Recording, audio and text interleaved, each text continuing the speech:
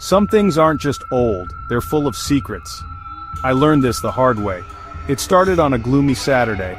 I was driving, trying to escape my empty apartment when I saw a hand-painted sign, estate sale, with an arrow to Whisperwind Lane. The house was a crumbling Victorian, the kind you'd tell ghost stories about. Inside it smelled of dust and something faintly sweet. I wandered through rooms of sheet-draped furniture until I found it. A porcelain doll, cracked cheeks, glassy blue eyes, and a faded lace dress. It was unsettling, but I felt a strange pity for it. The woman running the sale looked relieved when I bought it for $1. "Take it," she whispered. "It needs a new home." I should have wondered why. I wrapped the doll in newspaper and set it on my car's passenger seat. For a moment I thought its head turned, catching the light. I shook it off. It was just a doll, just old porcelain and cloth. What harm could it do?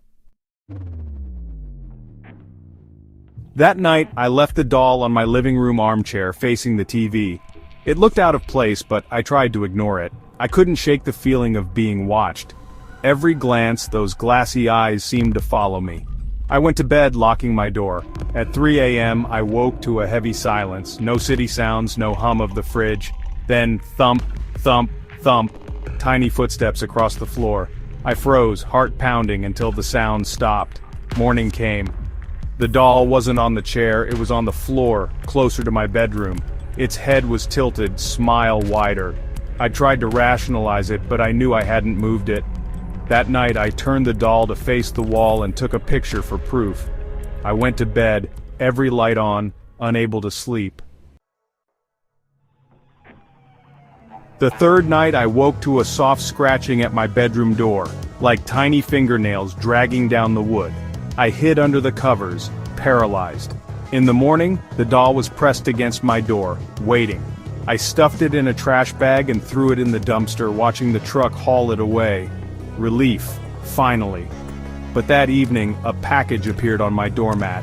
No return address. My name, scrawled in childish handwriting. Inside, the doll, dirtier but unmistakable. Its blue eyes stared up, smile mocking. I locked it in a closet, wedged a chair under the knob. That night, I heard the closet creak open. Tiny footsteps shuffled closer to my bed.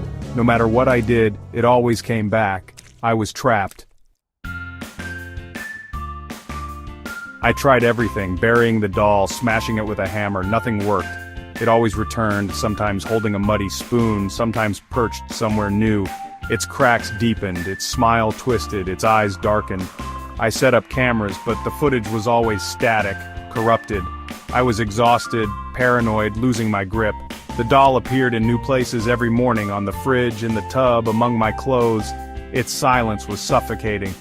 Desperate, I returned to Whisperwind Lane. The house was empty, but I found the woman's number on an old flyer.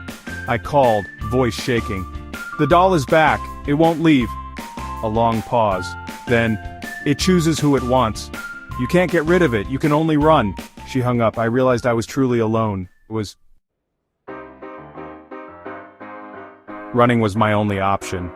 I packed a suitcase and left everything behind. I drove for days, settling in a distant town, renting a small room above a bookstore. For a while I felt safe. I started to hope. Then, one night, I found my door ajar. Dread filled me as I stepped inside. There, in the center of the room, the doll stood, on its own 2 feet, silhouetted against the window. Its head tilted, eyes glinting, smile impossibly wide. It had found me. I hadn't escaped. I'd only been given a head start. The doll wasn't just following me, it was part of my life now, and it would never, ever leave.